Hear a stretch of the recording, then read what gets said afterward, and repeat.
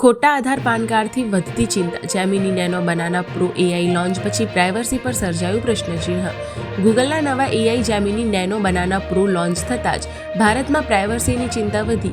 આ એઆઈ એટલું એડવાન્સ છે કે ખોટું આધાર કાર્ડ અને પેન કાર્ડ પણ રિયલ જેવી ઇમેજમાં બનાવી દે.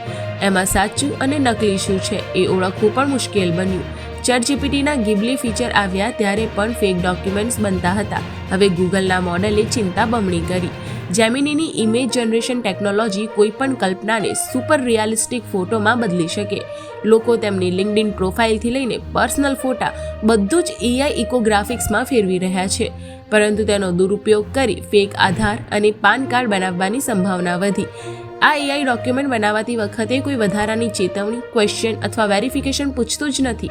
ગૂગલે ફોટા પર સિન્થેટિક વોટરમાર્ક મૂક્યો છે, પણ તે પણ સરળતાથી દૂર થઈ જતું હોવાની સૌથી મોટી ચિંતા. નકલી આઈડી જેનો ઉપયોગ છેતરપિંડી માટે થઈ શકે અને રોકવા અંગે હજુ કોઈ સ્પષ્ટતા નથી. એઆઈની શક્તિ વધી રહી છે, પણ સાથે જ પ્રાઇવસી અને ઓળખ ચોરીનો ખતરો પણ નવા સ્તરે પહોંચી રહ્યો છે.